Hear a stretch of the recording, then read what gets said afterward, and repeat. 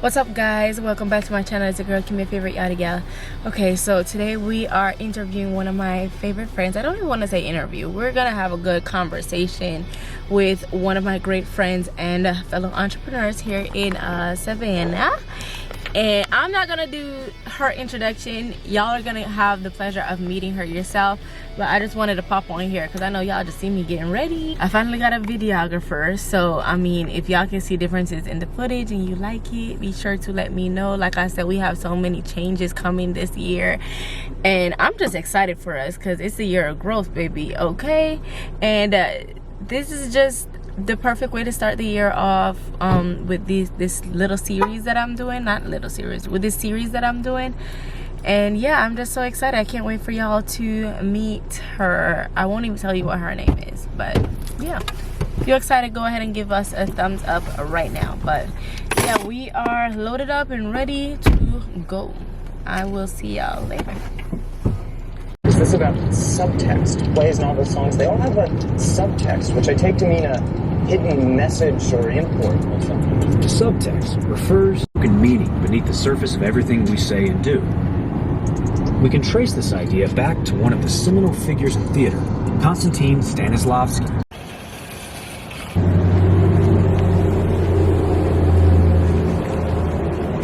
I'll let you decide. So I'm doing flowers for Angela for her birthday because I didn't buy a gift. And if I remember, she said she does like that. Wow, so nice. Isn't this nice?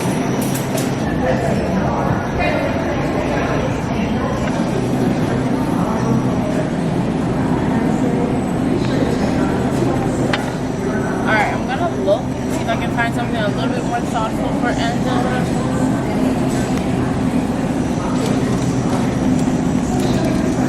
If not, I'll just pull up with one of these flowers. Like one of these. Alright, let me see what I can find for what's her name? I'm stuck on this caption. I've been posting this since last night. Fell asleep posting it, and then now I'm still stuck on the caption.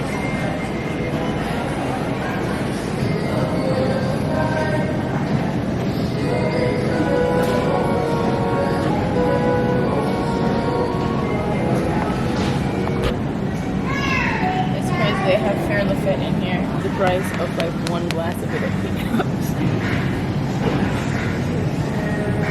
Alright, so this, and then we gotta get the glass for it. Okay.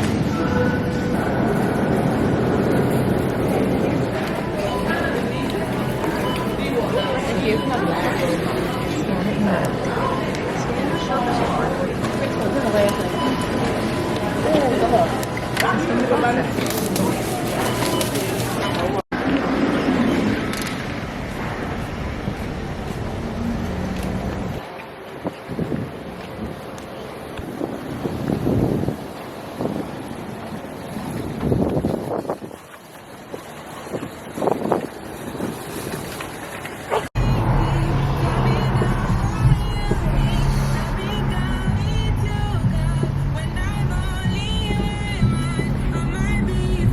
Indeed.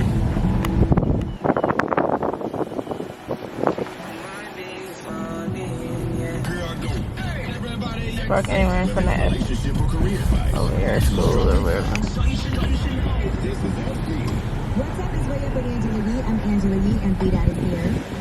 And it's time for Ask You. Now, this person left us a message. Hola, mi amiga, in your army green. Alrighty, and then I gotta grab my stuff from inside. I'm gonna let him see this space.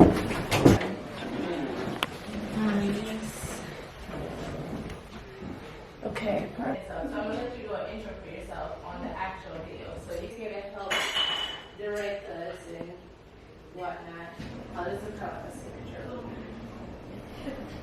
Girl, I was gonna wear, I'm better than what I was gonna wear. I was gonna wear something else, and then I stepped outside and realized it was kind of toasty. I was like,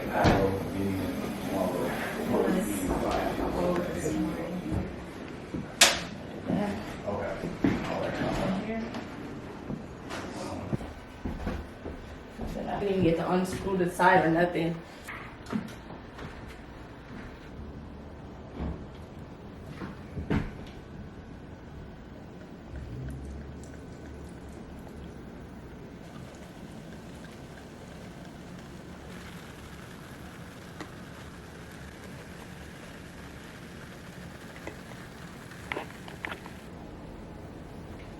Look at your nails.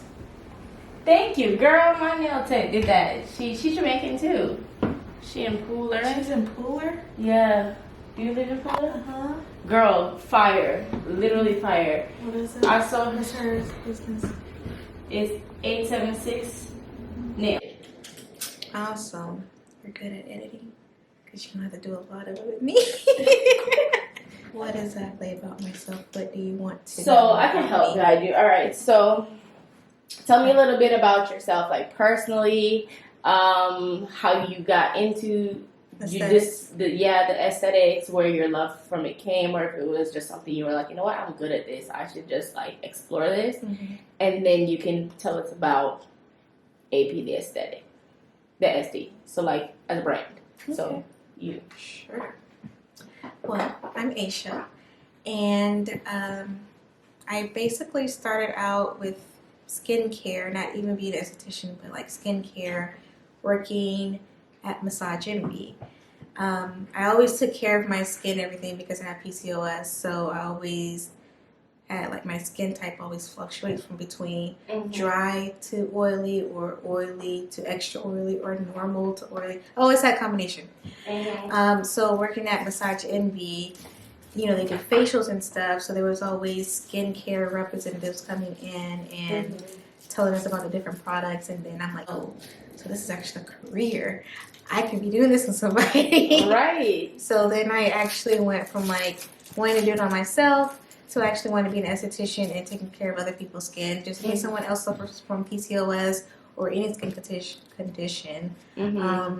Especially hyperpigmentation, because a lot of black folks hyperpigmentate. Yeah. So common. And then also a lot of colored people don't believe in SPF, and it's not even for skin cancer, because I know we don't get skin cancer thing, but we do age, and age spots are real, and hyperpigmentation is real as well. And wrinkles doesn't sun affect like how fast your skin ages too? Yeah, it increases the aging rate of your skin.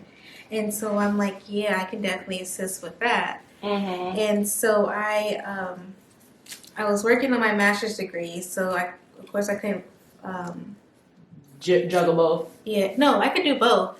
I didn't qualify for financial aid for aesthetic school. So I ended up we moved from Atlanta and moved to You live in Atlanta? Yeah. I live in Atlanta. So that's where the journey started. Massage Envy, Roswell, Georgia.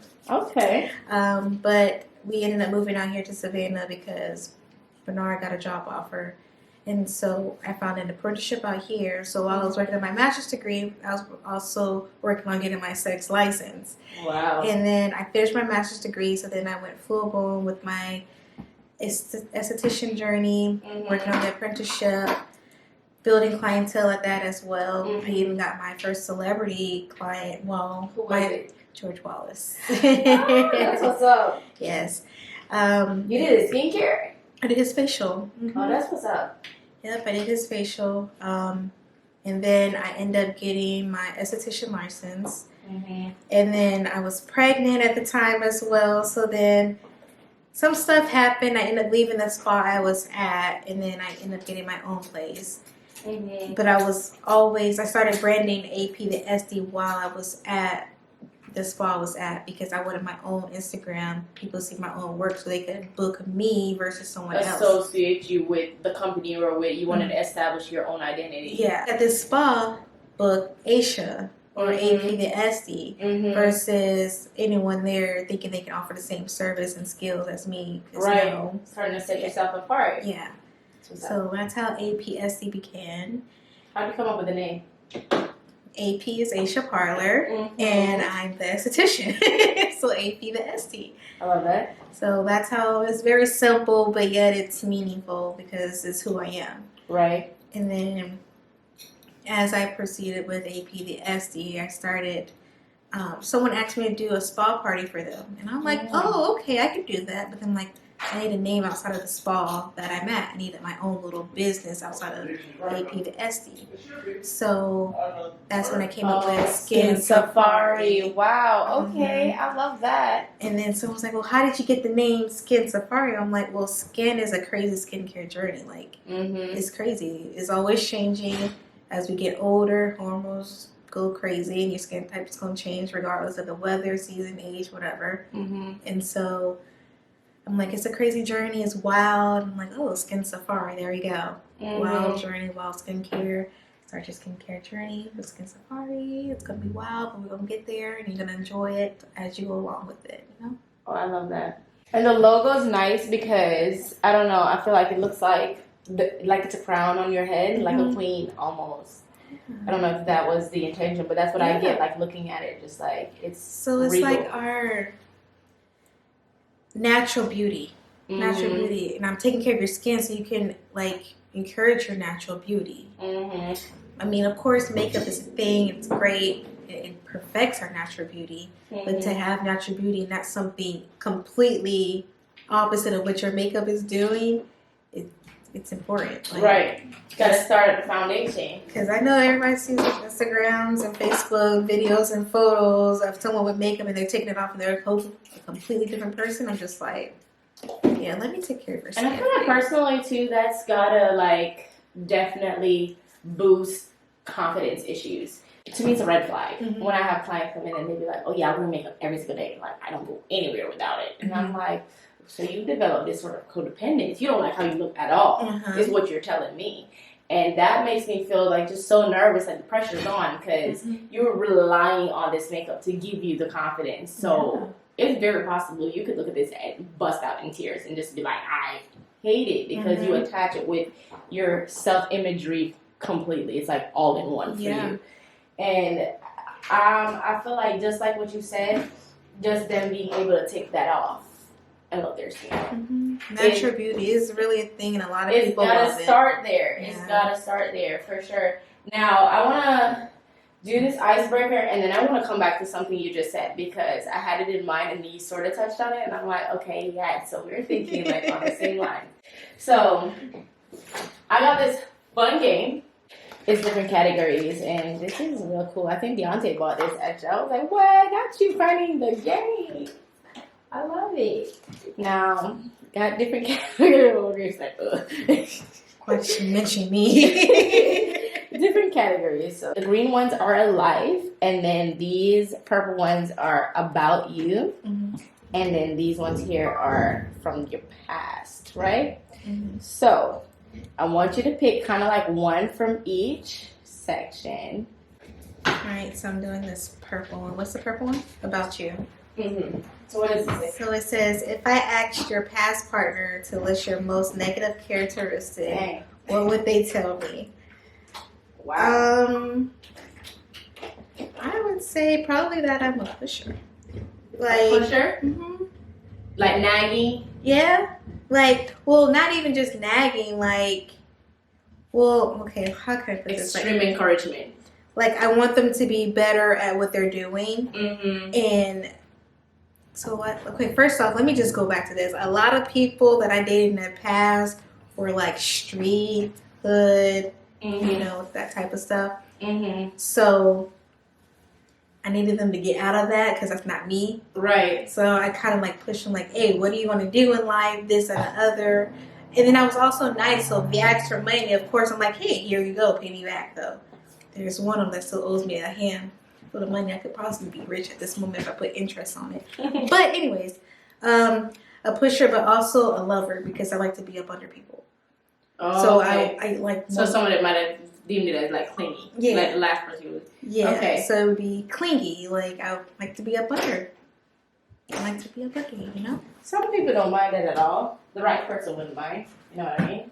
And then the next one is the past. So describe a time or moment in life when you felt lonely or unloved. When my grandmother died, because she was my best friend. And so I was kind of like, I didn't cry because I didn't want to believe it. I didn't want to believe her or anything like that. But yeah, she was my best friend. And I'm her favorite grandchild. I don't care what no one else says.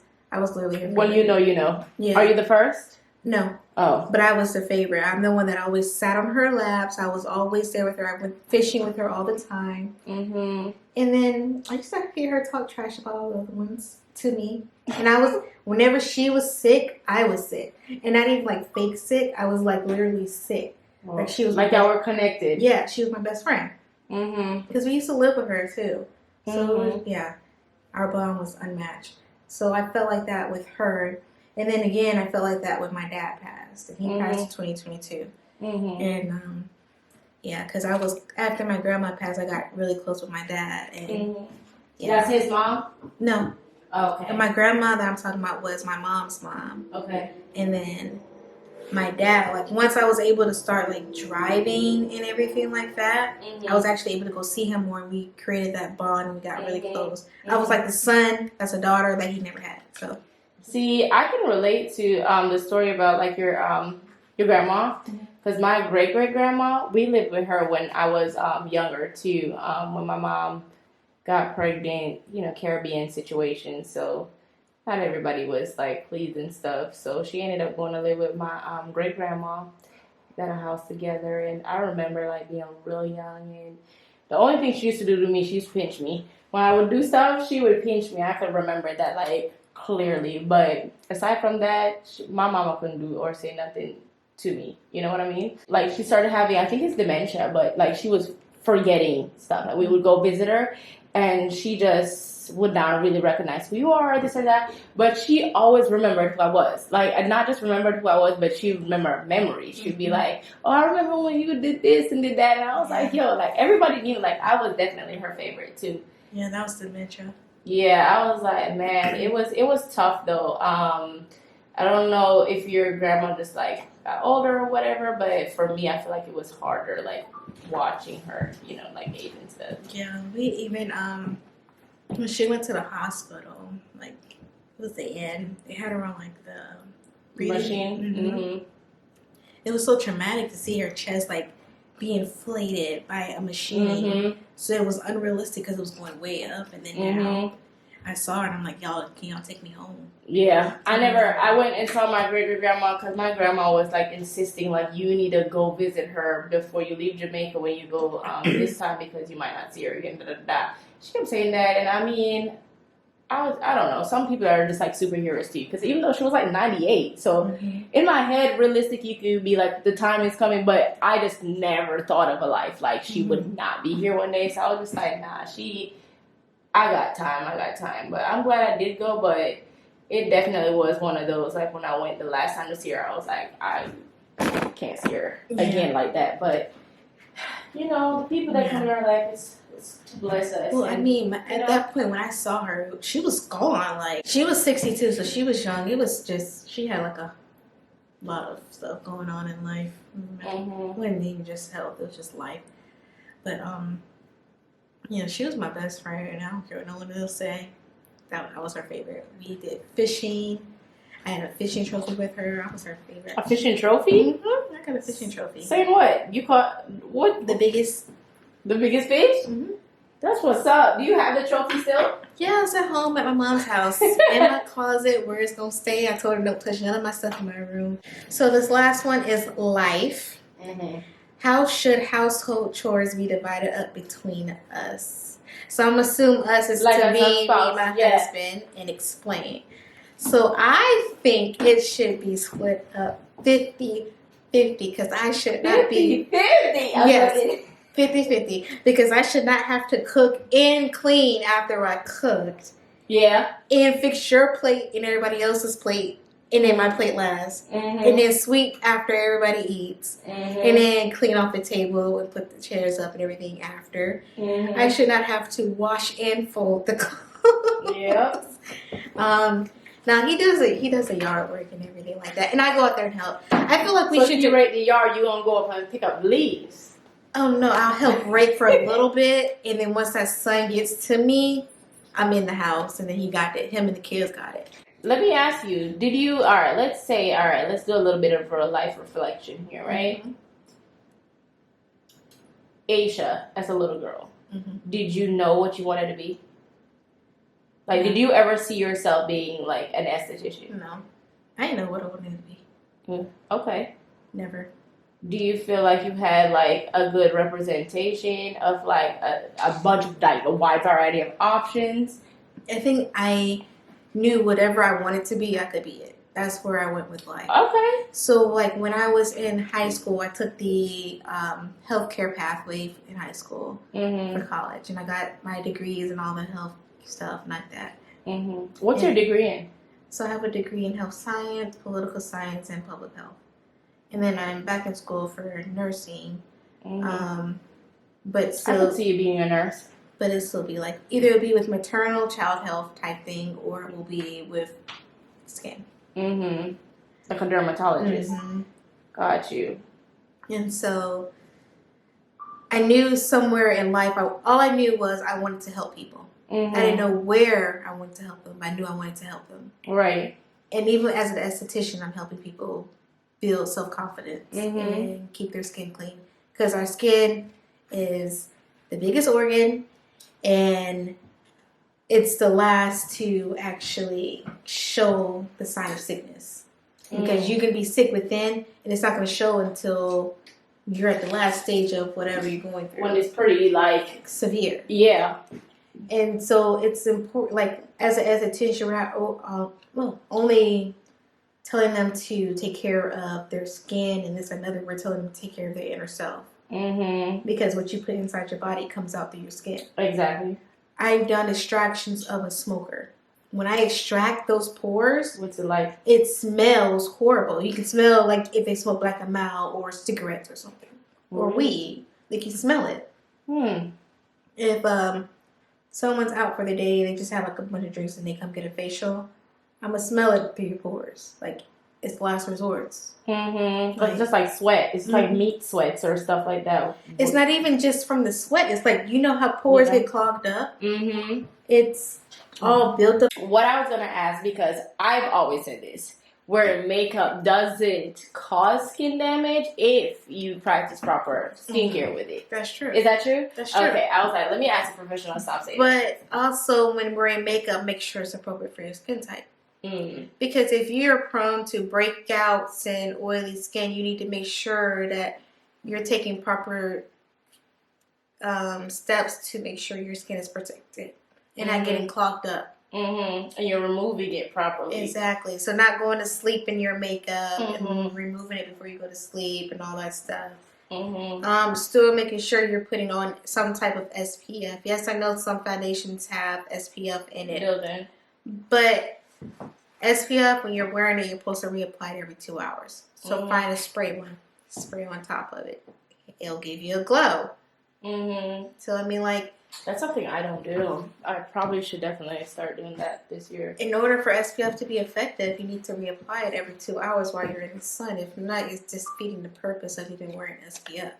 Okay. Putting it on one time a day is protecting you for 2 hours, and that's it. Wow. Probably maybe max 3. But it's like, you need to reapply it because it's getting absorbed into your skin and it's going into your body. And then what's left in your skin once it's inside your body. Right. So it's like, makeup, it's fine as long as you're taking proper care of your actual skin. Okay. Now, along the lines of that, right? I started out my makeup kit, and even when I was started out like practicing makeup, of course, you know, money is not looking great, so I couldn't afford like a long comb or this or that. So I bought whatever I could find at not even a drugstore, but like even cheaper than that, like literally like a corner store type situation. I definitely now believe, especially getting more into skincare and after going to school and, you know, like learning what I've learned, that, you know, of course the ingredients matter. And the reason things can afford to be cheap is because of the ingredients that they use. Yeah. But do you feel like a client who wears predominantly like drugstore makeup is more likely to have, like, their skin's going to age faster, or they're going to have these, like, the clogged pores or the breakouts or the this or that? Because I know a lot of high-end makeup is made with skincare built into it. As long as they're taking care of their natural skin, it doesn't matter what line of what makeup. brand? Yeah. Okay. because people can wear what is it, NYX or NYX? Mm-hmm. Yeah, people can wear that. Or Maybelline, I love Maybelline. Yeah, they can wear any drugstore, corner store makeup and look flawless, and their skin will still be perfectly fine because they take care of their skin. Got you. It's not necessarily the makeup that's breaking it out. It's sleeping in the makeup or wearing the makeup that's clogging your pores when you have large pores. Right. So it's important to still look at the ingredients to make sure, like, the oil, like if you have a makeup that has oil in it, the oil is not going to clog up your pores. Right. So it's like something like that. But if you're doing great skin prep before the makeup and all that stuff, then you're fine. It's not going to break you out with whatever brand you use. Of course, I would recommend using a brand who actually cares about your natural skin to begin with. Mm-hmm. But not everybody can afford that. Right. So as long as you're taking care of your skin, and you're fine. And I always tell people when I'm doing their facial and they want product recommendation, I ask what their price range is. Right. Because not everybody can afford the expensive brands. Right. But there is a lot of non-expensive brands you can get from Walmart or anywhere that still works good. A lot of estheticians be like, no, they can use professional brands. And I'm like, no, they don't have to. Not everybody on a regular basis, right? Yeah. Look down.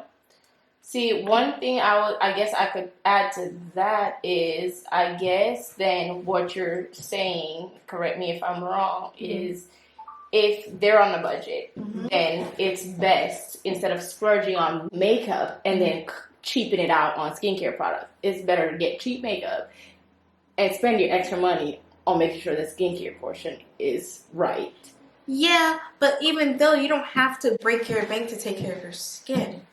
Because there's a brand called Good Molecules that I love them. They're very affordable, but they're very effective on her skin. I literally helped my cousin clear up her cystic acne with just Good Molecules. Okay. So it's just making sure that you choose the right product from whatever brand you're using. Because you can get an expensive brand, but if you don't know what products to get from that brand, your face is still screwed. Right. So it's making sure you know what ingredients to put with what your skin concern is. And not only your concern, you need to make sure you're focusing on your type. Yeah. Because you can have a skin concern that's not even important, because your skin type is what's important. Once you focus on your skin type, your concern goes away. Got you. Okay. Unless it's like pigmentation or aging. Then, of course, you want to make sure you're focusing on your concern and type.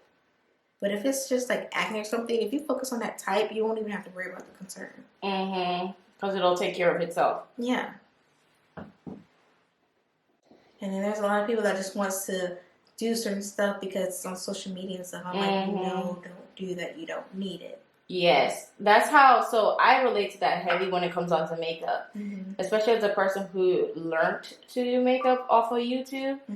Yeah, I understand being in that wave of just doing exactly, so then she put the triangle under the eye, and then she did this, and then she did that. And I'm like, bro, that's her doing her makeup on her face based off how it looks good on her face. If you repeat that, just like if 10 people repeat this exact tutorial, they're not all gonna look good. Yeah, and I've noticed, me not even being a person that knows how to do makeup or anything, but everybody's face shape is different. And so, just because somebody's contouring in this area don't mean you need to contour in that area too. Right. Because your face don't look like their face. Right. It might make you look crazy. Yeah, and then the same thing, go back to like the skincare thing as well. Like, I can be doing a couple's facial with another esthetician. And that esthetician will grab the same exact products as me. And I'm like, why? They don't have the same skin type. I can sit here from the spot I'm at and look at your client from where I'm at and tell you they don't have the same skin type. But you're just copying me because you want the same results as me. Right. But it necessarily doesn't happen that way because of the fact that they don't have the same skin type. And then what's going to happen is they're going to go outside and they're going to look at each other and be like, oh, well, why is mine doing this? Yeah. You know?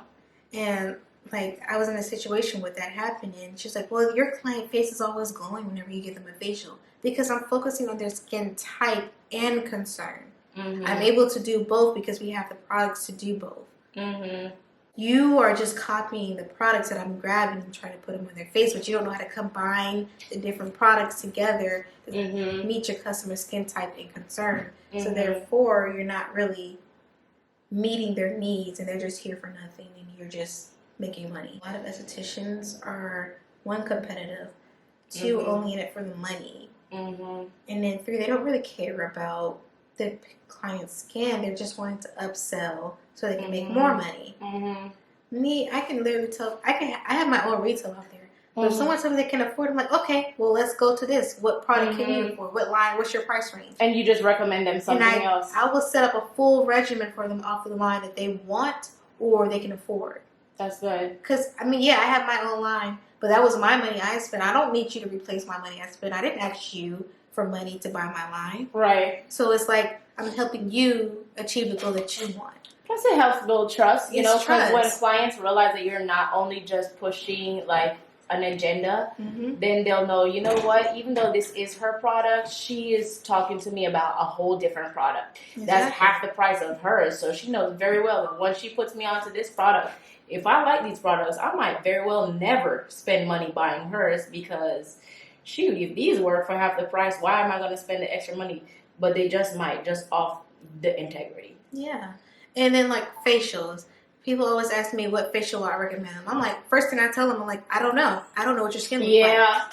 That's what I tell them. I said, I don't know what product to recommend you because I haven't seen your skin. Well, look at my skin now. No, I need you laying down with my light over your skin so I can look at it. I can sometimes look at people face to face and be like, oh, this is your skin type. But sometimes I just want to be more in depth and be sure.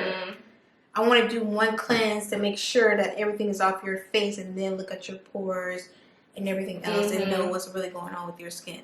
So then is it better, you would say, if a person's just getting into skincare, right? For them to get like a consultation first? Yes, I always recommend a consultation.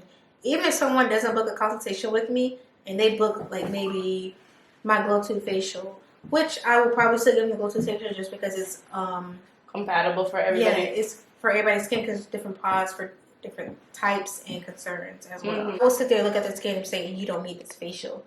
So I recommend you doing this facial and it costs less. So I'm going to recommend this facial and it costs less. And they're benefiting from the facial. I'm in it because I care about people's skin, not for the money. Yeah, I have prices the way they're set because of product cost. Right.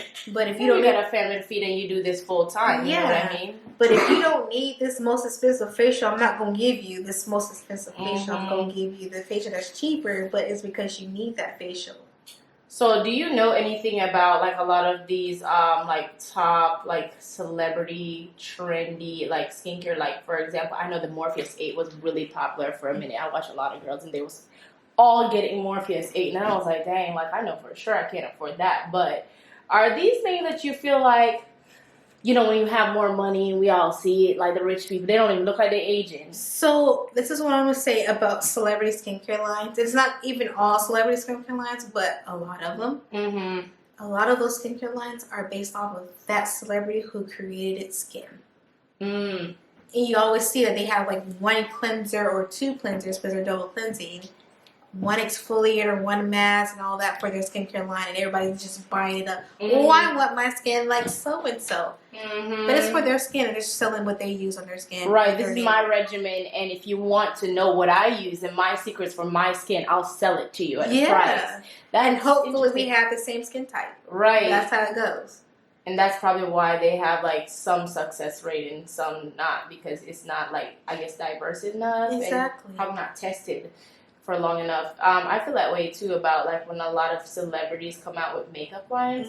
To me, if I don't know if you with a background in makeup, I'm not buying your product because you are such and such. Because no, for one, I'm a working makeup artist too, so it's even more concerning because it's not even like I can just be like, oh well, you know, we might have the same, you know, like skin type or this or that. I'm working on clients, so the likelihood of your product being able to work for all my clients is not very likely. So. And I've seen videos of like people like, most people clean their face like this, and then I clean my face like this, and they have one for celebrities. And they have like Rihanna cleaning her eyes and face and everything like that. And I'm like, that's how you should clean your face. Your lashes need to be cleaned. If not, you're gonna have bugs and all that stuff on there. I don't care. And that's even if they don't wear lash extensions, exactly. Right? You need to clean your lashes. It holds oil. I bet if they were to rub their eyes right now, their eyes are going to burn because of all the oil that's on their lashes. That makes so much sense. You need to clean your lashes. So if you need to go like this to clean it, then clean it. Yeah. Wow. Like okay. Rihanna knows what she's doing, and her skincare line is actually really nice too. I do. I like honestly all the Rihanna stuff. I didn't care too much for her, like Fenty Beauty, like her makeup, but her skincare stuff, I've heard great things. Only skincare part I didn't like from hers was the what's it called? Fat Belly or something? Fat water. Fat water. It's like serum and toner. Don't mix that. I don't feel like that should be mixed. Is there a reason why? Well, toner is supposed to remove leftover residue. That's what toner is for. It's supposed to remove leftover residue from the cleansers, the mask, whatever you put on your face before you put on your serums and moisturizer. It's supposed to remove that.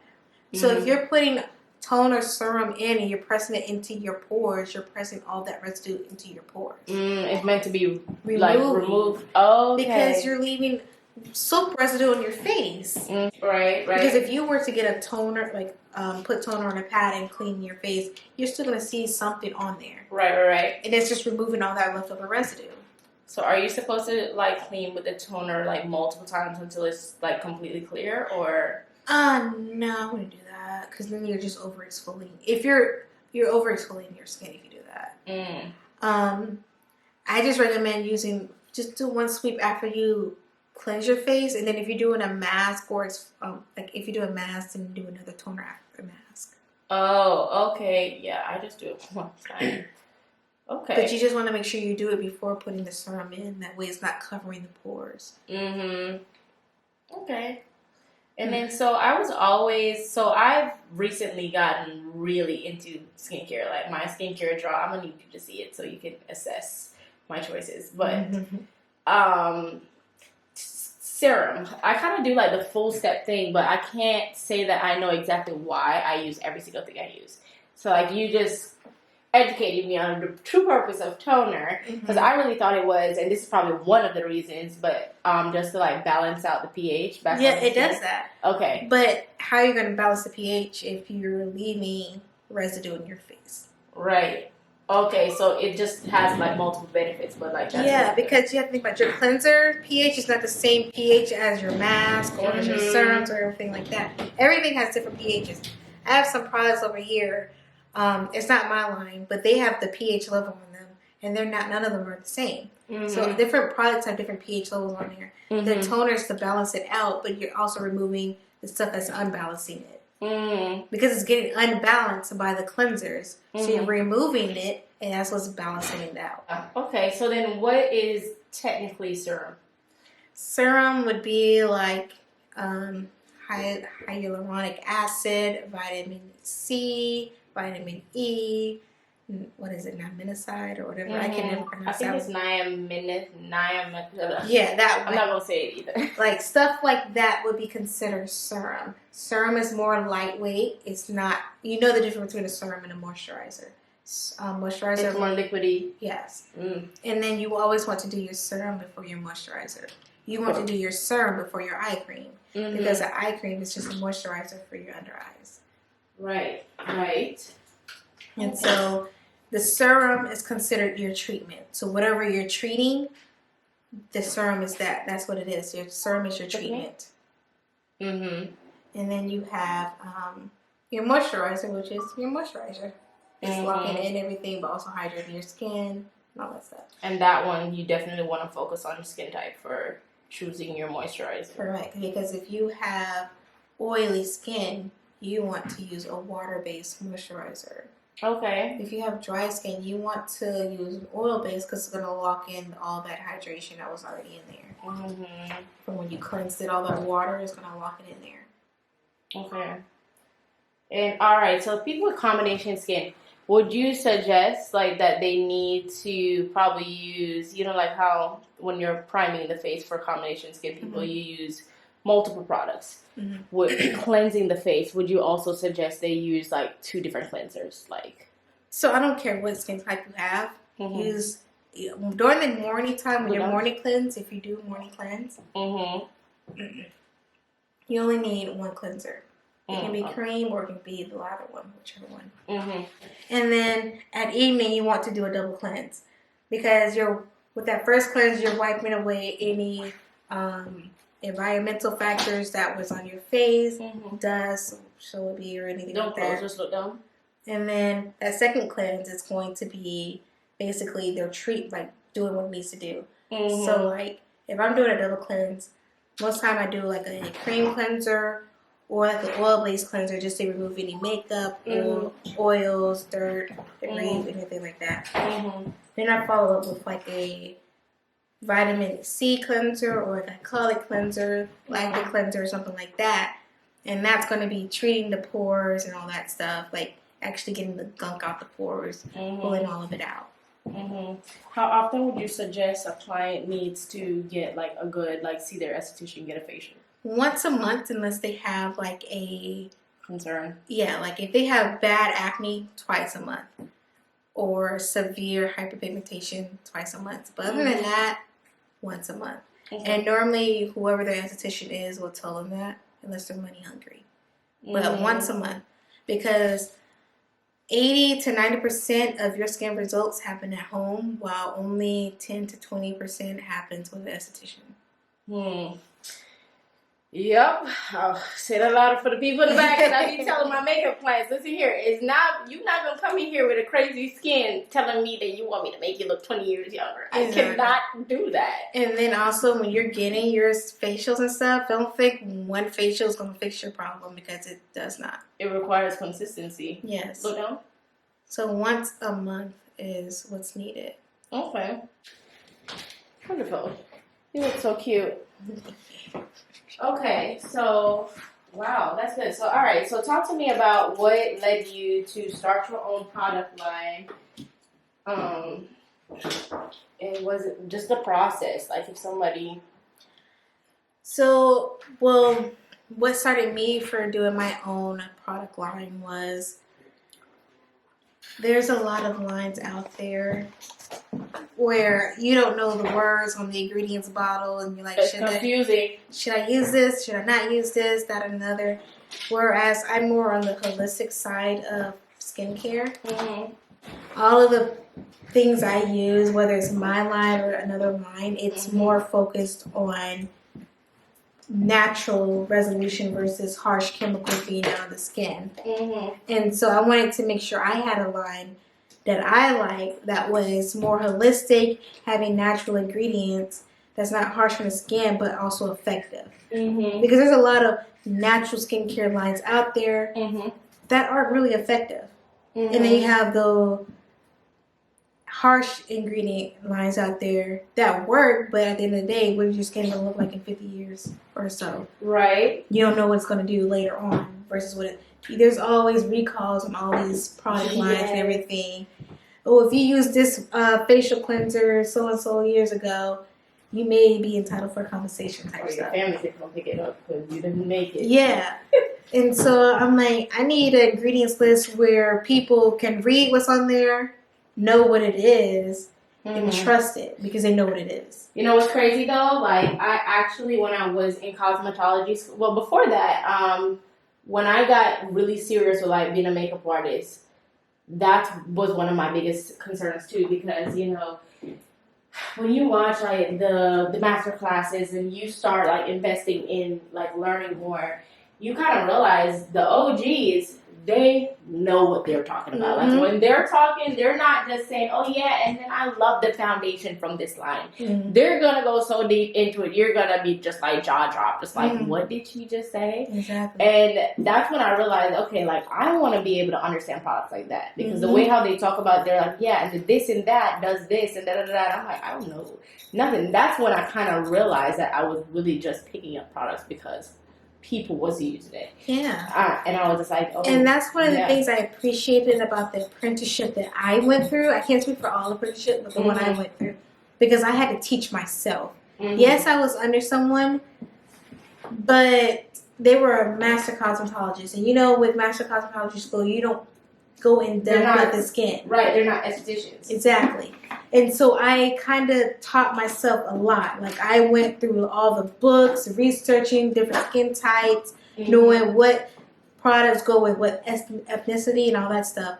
Like Asian people, their skin are super tough. They can do a lot of stuff to their skin. Their skin's still gonna look flawless. People love Korean skincare lines. Yeah. But their skin is tough. We don't know if that's gonna burn our skin because our skin is thinner. Caucasians have the thinnest skin. Is that why they age faster? Yeah. Their skin is because they don't have any tone to their skin or any melanin like that. So their skin is really thin. So the products absorb more into their skin. And if they're redheads, it's even thinner. And so vitamin C sometimes burns people who are ginger. But a lot of people wouldn't know that unless they do the research. That's also why they're more prone to like sunburn and stuff like that too. And that's why they also have freckles. A lot of redheads have freckles because of the sun. It what's the word for it? I don't know. It makes it appear faster, basically. Oh, okay. I feel like I know exactly what you're talking about, but the word ain't popping in my head. Yeah. I went to Cosmo School really wanting to be an esthetician. You know that, right? I think I told you. Yeah, and then I guess while I was there, I just like. But you do bridals, so it's good for you to know how to do the hair. So. Yeah, and that's what I was thinking. But see, my thought process was I was like, I could do bridal makeup, and then what I'll do is I'll do their skincare leading up to their wedding. You know what I mean? But then I was like, I sort of already do here because you just get sucked into it when you get into that field because they book you for a job and then they're like, and then you can just give her some quick curls and it's just like, I wasn't hired for that. But when you're in that space, you kind of just end up being a jack of all trades just by default, just because it's like you're there already where you're going to be like, oh yeah, well, I can't do that or I'm not going to do that. They're going to be like, okay, well, you're never coming back here. Do you have a lot of like older clients or just not really? Yeah. I've dealt with a lot of them. They're stubborn. That's what I was going to ask you. Do you feel like they just kind of just have their way of how they was doing things and you just can't really tell them nothing? Yeah. Because, and it's just what they're used to. Because my mom has no skincare routine at all. And I was like she doesn't even have a face wash. And I was like, girl, please stop stressing me out. Look? It's fine, but I'm like, you finna be 8, she's 50 now. But their skin is so used to what they were usually doing that more than likely they're not going to have effect because it's not being affected by all these other chemicals that have now been introduced into this world of ours that's causing the damage. And then they want you to, so there's a lot of skincare lines, they'll say use this and they cause damage, but if you keep using it then it's going to fix the damage that you just caused. A lot of stuff doesn't do that now. Like I feel about like medication with certain things. I'm trying to just be holistic overall with everything. You know what I mean? It's not usually the first thing you think of. Like honestly, a lot of Western medicine is horrible. They make you sick. To fix you. That's what I feel like. Yep. So when you started like your product line, right? Was it something that was like hard for you to navigate? Do you feel like you had like a lot of people around that you could ask like, hey, I want to create product, like where would I go? Like, I did my own research. Like everything I did on my own, everything was on my own. Because I know I did the apprenticeship, but my mentor over my apprenticeship was not the best. Helpful, right? Yeah, she was very knowledgeable to a certain extent. So a lot of stuff I did on my own.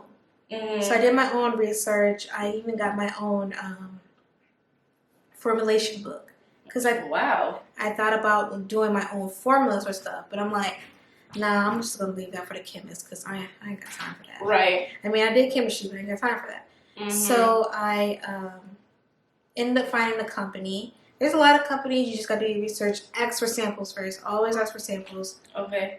And then once you get that done, do a white label, private label, whatever, and put your name on it, on the ones that you like. What's a white label? Can you explain it for somebody who's either private, I think it's private label. Basically, private label is you put your name on it and they don't tell anybody where they, like that. They're the supplier for it. Got you. And there's a lot of companies out there, a lot of no name brand companies out there who are private label. There's somebody behind, one company behind it.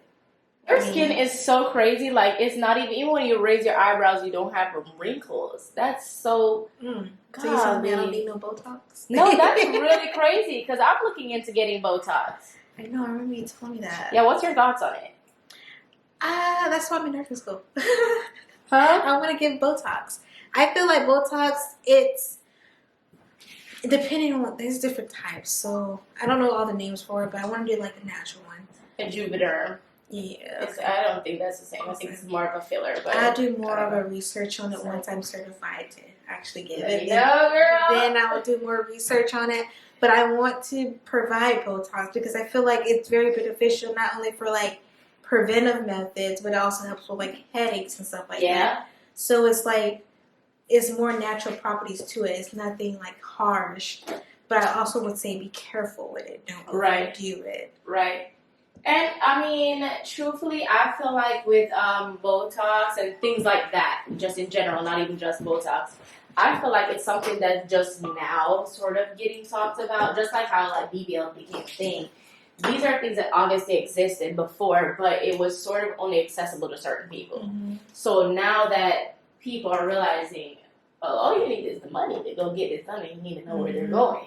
And then people was like, but you need to be careful of that. That's why I said there's different types of Botox. So the more affordable ones are probably not the most safest ones. Right.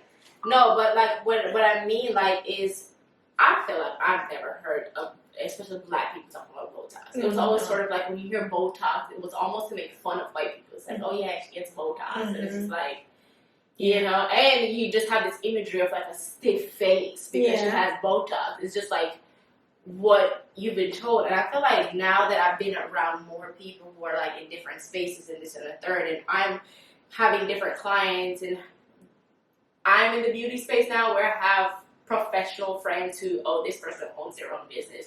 This person's a professional esthetician. This person is licensed in this or licensed in that. And I'm getting good information. I'm like, oh wow, like this actually very beneficial. And that's why I went and got the consultation, because I told you, like, I saw these little lines coming up in my forehead, and I'm like, see, had I like thought about things like this before, like probably at a younger age, I feel like people need to get serious about skincare. Probably at like 19 to do preventive, and actually they can do it younger. That's why there's teen facials. Yeah. And teen facials ages between 12 to 17. We don't call 18 teen facials because you're an adult. Legally, you're an adult, so you're going to pay adult prices. Oh, really? Yes. Legally, at 18, you're an adult, so you're paying adult prices. You grown. So you don't need your parent consent to do anything, so you're an adult. So there's teen facials that's helping teenagers get on track with their skin, creating skincare routines. That's also when they're going through hormonal stages and acne breakouts. Everybody's skin's horrible. Yeah, so it helps them get on track with that and allow them to start that skincare regimen and taking care of their skin. Okay. And so I've heard, I think even when I came to the pro-cell thing, y'all mentioned that at 25, the skin starts to slow down, or 30. Was it what y'all said, 30, the skin starts slowing down cell turnover? So what's the ideal range like for somebody watching to be like, okay, let's say worst case scenario, you know, early 20s, people kind of just getting it together, getting their life together. So getting facials might not be a priority as far as on a budget. But one, it's a two-part question. What's something that somebody on a budget could do, like when they're, let's say, in their early 20s, to make sure that when they hit that 30 or that 25, they haven't created so much damage that now they're trying to play repair? And then two, what's something like, what's a good age that they should probably be like, okay, like you probably need to budget in some better skincare at this point? I recommend something just to take care of your skin. SPF. SPF. Get some hyaluronic acid and SPF. Okay. Hyaluronic acid helps. And cleanse their face, like as a basic facial. Yeah, but I mean, if they're really just pocket watching and everything like that, they're probably just gonna wet their face with some water and just do a scrub. If we're being honest, is that good to do? I mean, it's water. Water's not harmful. Okay. But I mean, do hyaluronic acid to make sure the water retention staying in so you're not having dry skin.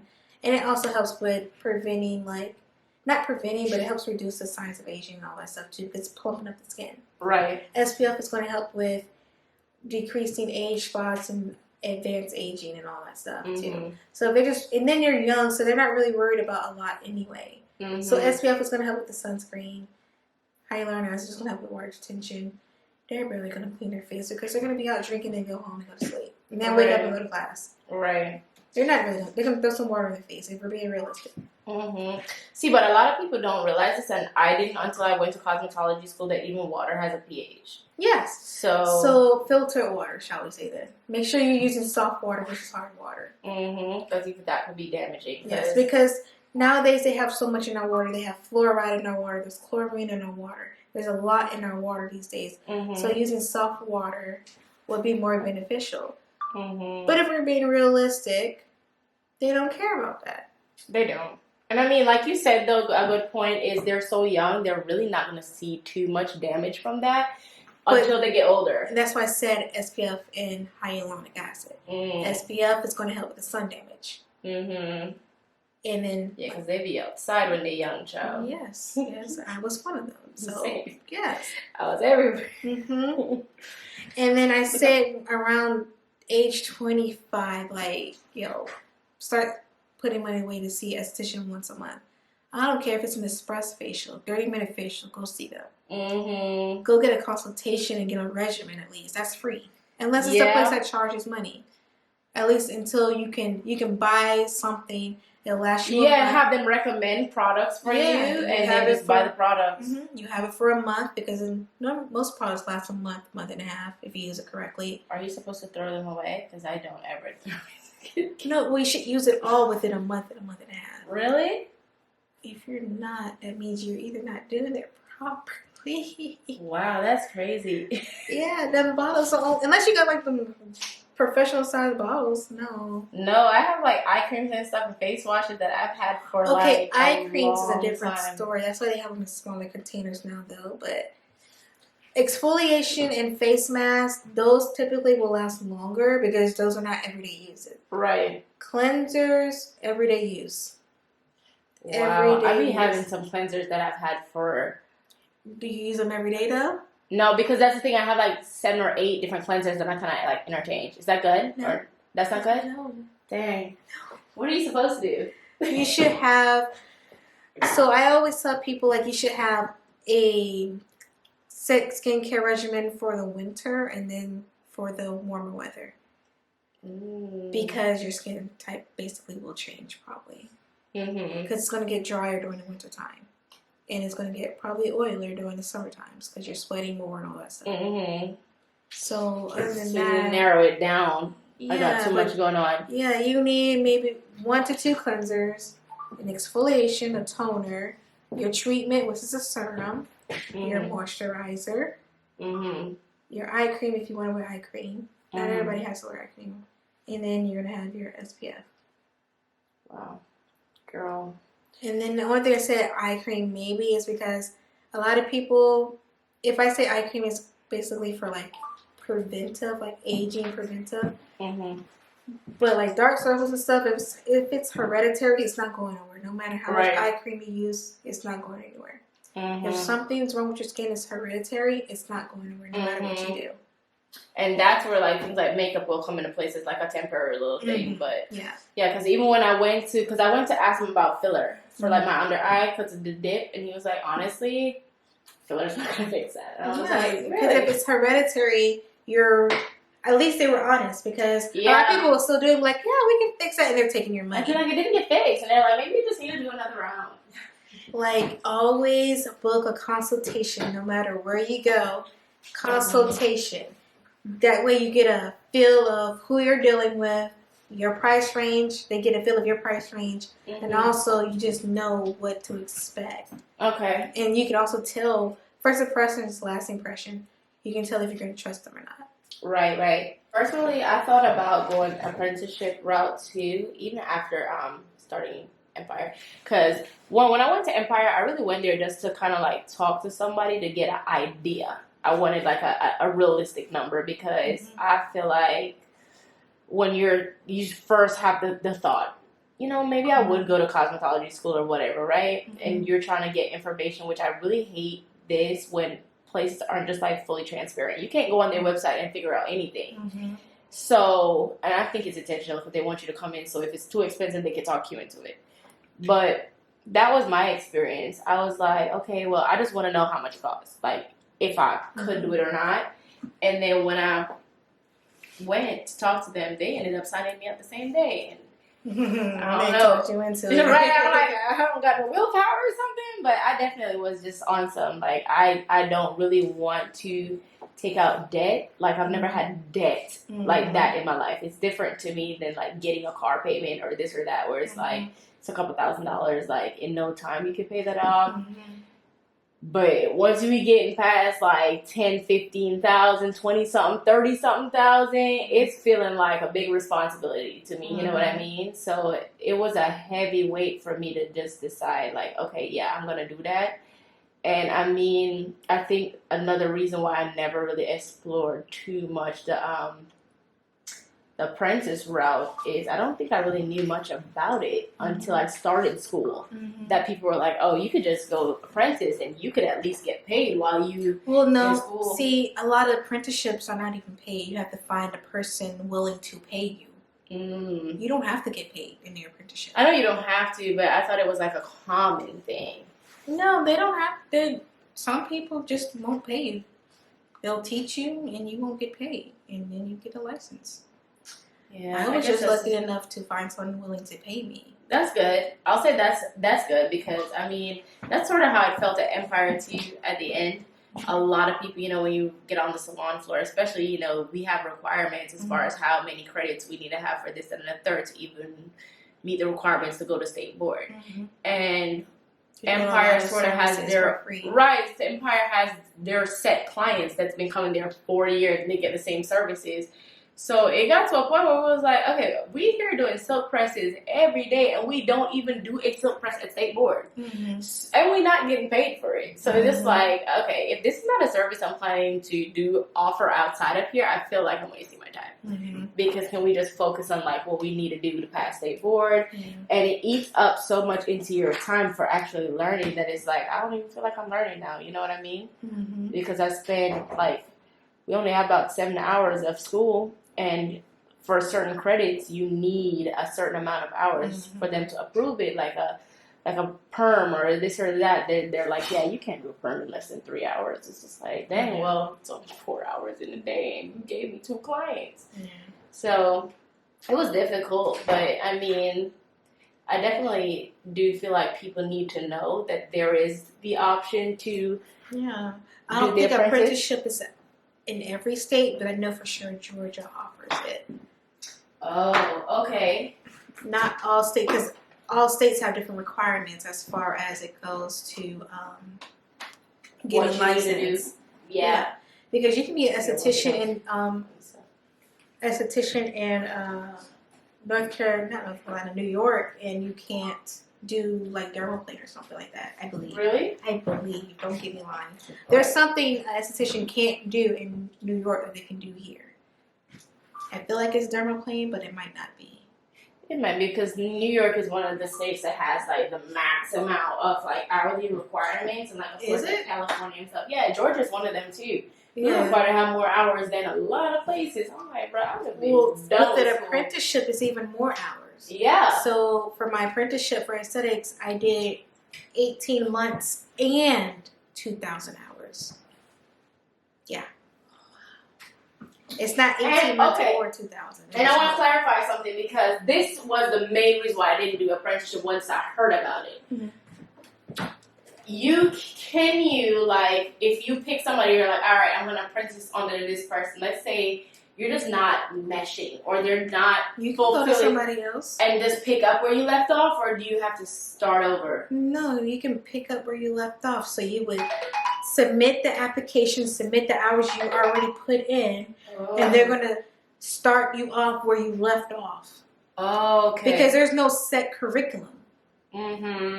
There's just the hours. They're just counting the hours. That's all they're counting. That's all they can see because there's no curriculum. Right. And so you want to go under a new person, so you're going to submit the documentation that you're leaving the other person, You're going on a new person. They're going to need that person's license information. You're going to send in all the current hours you have.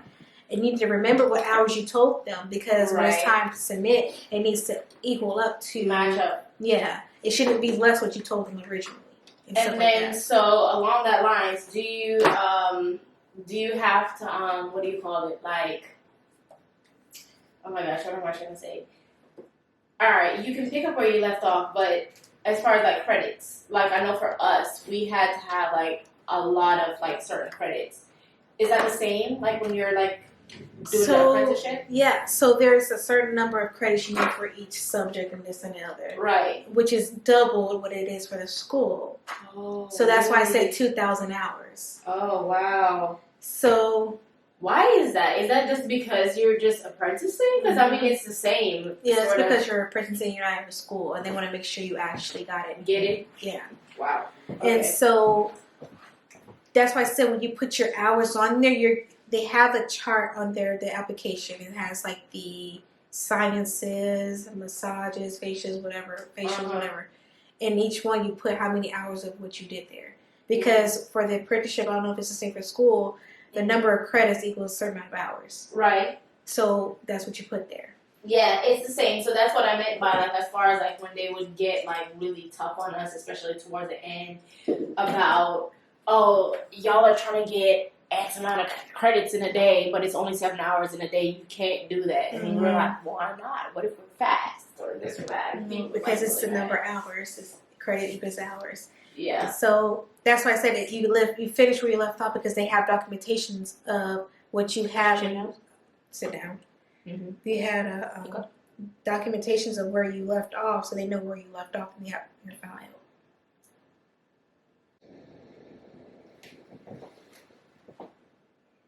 So do you feel like if like you had to do it again, you would still choose to do the apprenticeship? Yeah, I would, because of the fact that the school teach you how to pass. You learn stuff, but they teach you how to pass the exam. Versus the apprenticeship, you learn more in depth about the real industry. Yeah, about the business side of it, the actual steps to do stuff, the cons and pros of everything. You get way more hands-on, but you just learn more, so you're more prepared once you get your license. Mm-hmm. Versus, I know like a lot of people who go to a city school, they don't know how to do Brazilians.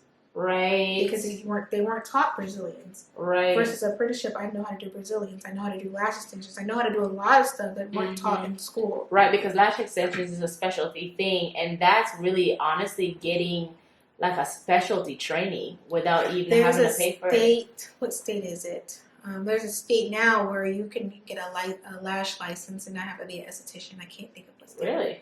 I can't remember what That's state it was. Mm-hmm. Because it's so popular now. But yeah. There's a few estheticians I know, they would literally ask me stuff, and I'm like, y'all went to school, what do you mean you don't know it? And they were telling me, like, oh, well, yeah, I'll help you. But I thought they would have known it, but they didn't.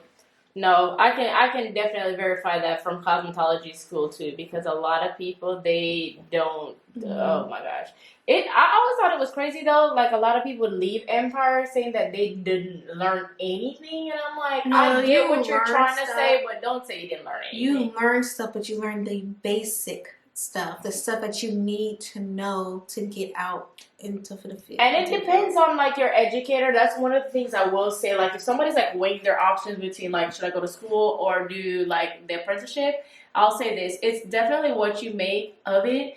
And sometimes you just gotta be that students is just annoying. But you have a book too, so you can't say you went to school and learned nothing because you have a book. You were given a book. Mm-hmm. Agreed.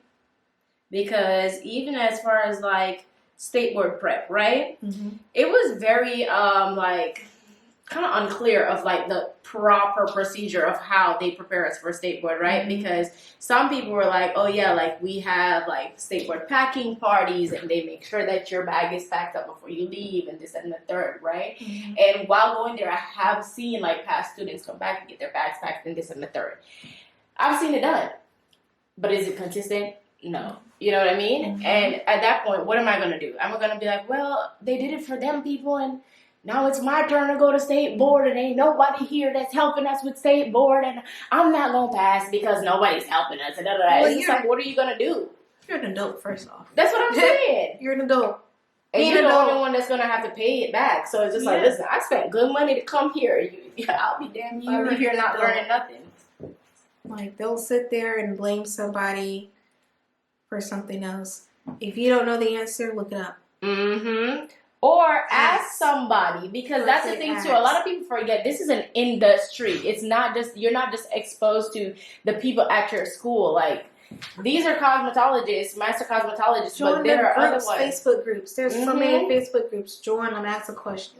Or see if you can work part-time at a salon while you're in school. Like, I did that. I worked at like 3 different salons while I was in school. And just like you said, with the apprenticeship, it gives you like a real-life experience of, okay, in the real-life salon, they don't do this, or they do this, they do that. You know what I mean? Things are moving so fast-paced here, they might not follow the steps that they teach you at school, because at school they're teaching you the proper procedure, but in real life it's not always practical. You know what I mean? Like, you go to a salon and you be like, oh, you're finna have a heart attack because you're like, they're not doing it the right way. It's like, probably not, but you know, it's 2 ways to skin a cat. I bet State Board wouldn't mind what they're doing because it's still a legit way to do it. Mm-hmm.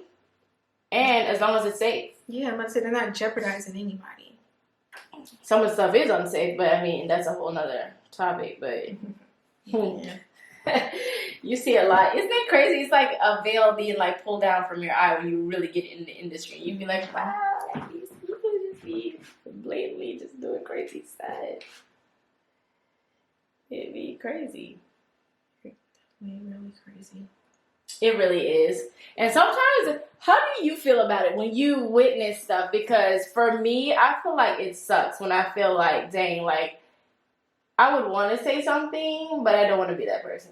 No, I say something because if I'm in, like, you say, like, working in an environment and seeing it go on. Not just that, but just, like, in general, just, like, witnessing, like, being behind the scenes. Because a lot of things the consumers don't know what's actually going on. Be like, oh, behind the scenes. So if the person looks approachable, then I will say something. If they don't, then I'm just like, I know I'm not going to get it by them. Right. Type thing. Like, I see what's going on. I know who to choose and who not to choose. Right. It's more of a thing where you'll tell, like, close people to you. You're like, oh, I was thinking about going to there and there. And you're just like, yeah, don't go there. Yeah. I definitely do that. So navigating business, let's talk, like, as far as to upcoming estheticians, right? If you were to give 3 things that you think is crucial advice to upcoming estheticians, what would it be? It is crucial to know your client, to know who you want as a clientele. Mm-hmm. Don't advertise to people you don't want to be your clientele. Mm-hmm. Also, another thing I would say is do your own research and know what products to mix with what products. Know like what products can go with what ethnicity. Know what products blend with other products. Know what product lines blend with other product lines, because sometimes they'll get cakey. Then you have like little stuff all over the client's face, and you gotta get it off. So know that, and then make sure it's a passion of yours. Don't sit there and get your esthetician license and have no passion for it, because then you just wasted your money. Right, and wasting your client's time. Yeah, like oversaturating the market. If you don't have a passion for it, don't do it. Mm-hmm. And then you don't have to specialize in everything. You don't have to be a jack of all trades. If you want to specialize in waxing, be the esthetician in wax. You don't have to do facials to be an esthetician. Mm-hmm. You can be a waxer. You can be a lash tech. The wax queen. Right. You don't have to just do one set thing to be an esthetician. You can do whatever you want. Mm-hmm. And it's okay to be an esthetician with bad skin. I love that. You said that. It's not even bad skin. It's okay to have breakouts. To have issues. Yeah, because everybody has facial issues. Mm-hmm. It's not bad skin. It's just issues. And it's okay. Because I remember there was someone asked, can I be an esthetician even though I have breakouts? I'm like, yes. Because it's natural. Right. I feel like that makes you a little bit more relatable too, though. You know, because your client can see that, you know, like you're not just looking at them with glass skin talking about, listen, I used to be that person with a lot of skincare issues, and they're like, really? Yeah, like everybody has a breakout. If someone says they never had a breakout in life, they're lying to you. Mm-hmm. So yeah, like that was 4, but still. That's good. That's good. Now let's do a quick little like mental health check-in. Right? Where are you now mentally? Like, how do you feel? Like, just as a person, and then business-wise, like, do you feel like you're kind of like at the point where you want to be at? Da da da da. So business-wise, I'm just not branching off onto my own. Mm-hmm. So it's like, you know, look up. I'm okay where I'm at. I have a few. I'm loving the process of building my clientele. Mm-hmm.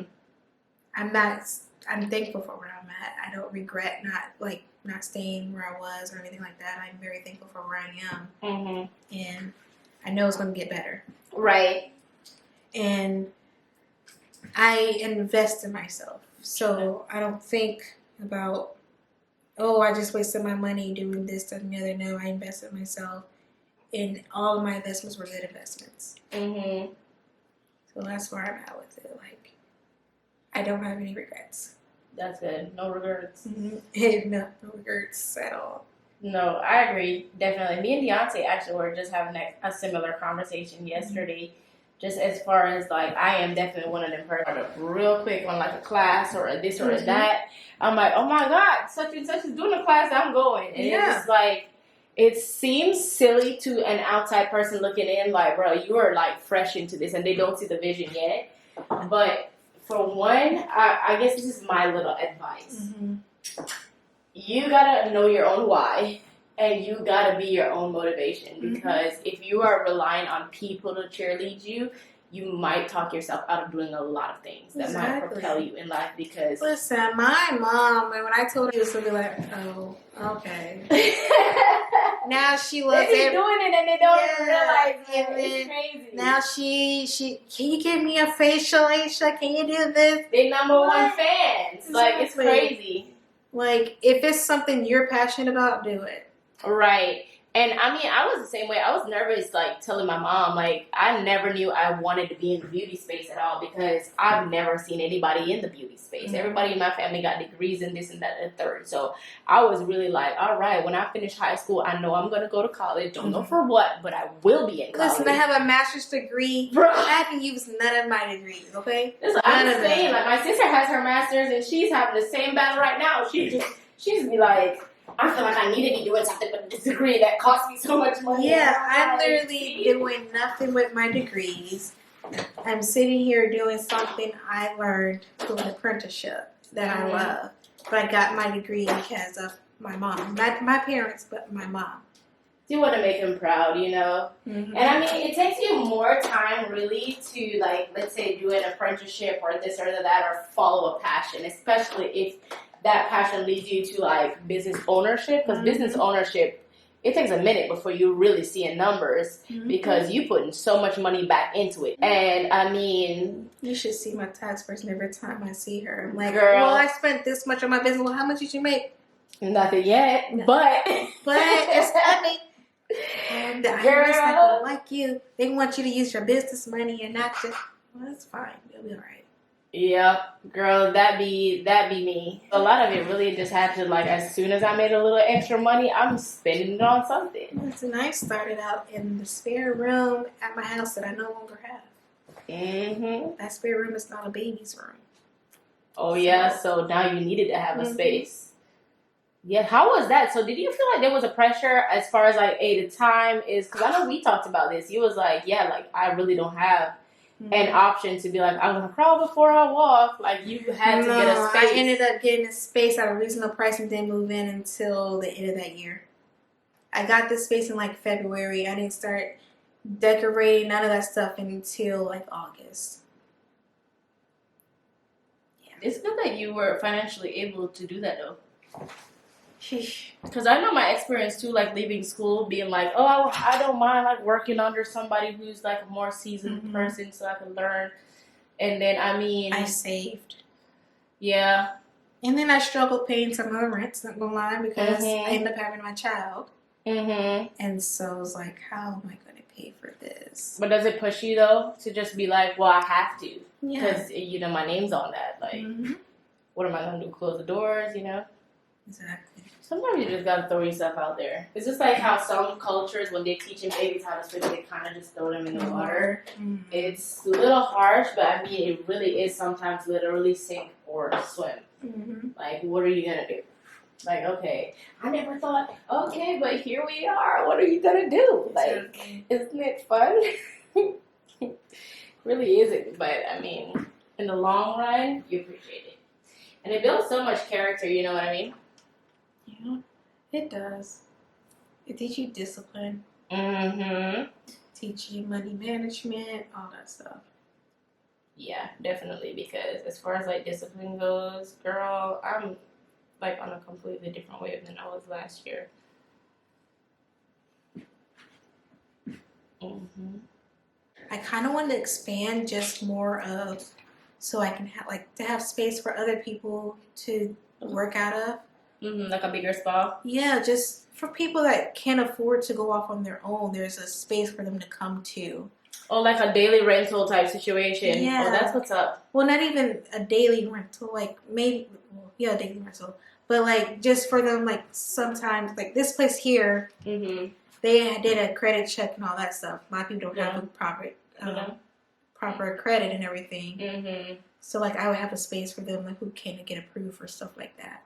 That's what's up. That can go in and do stuff, you know? Right. And then I'm kid-friendly. I mean, because I'm a mom, so I'm kid-friendly. So, Right. I mean, it is what it is. You can't stop people from having kids. So. Right. I'm excited to see where you're gonna continue to grow to, because you've definitely grown a lot.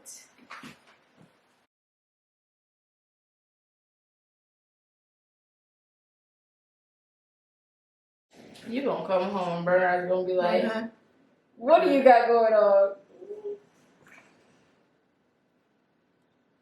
You already asked for send line. I'm like, no. If you like this look, we can recreate this for your class. But I thought it's a great, like, it's not really like an everyday look, but I mean, it can build from an everyday look to this. So I can show you the everyday look first, and then show you the build up of this. Okay. And it's a good daytime and nighttime look, so it don't matter if you got a daytime, let's say a brunch or something, you want to look cute, or nighttime, you want to look like a little bit done up. Just do that. Yeah. All right. Deep breath. Look down.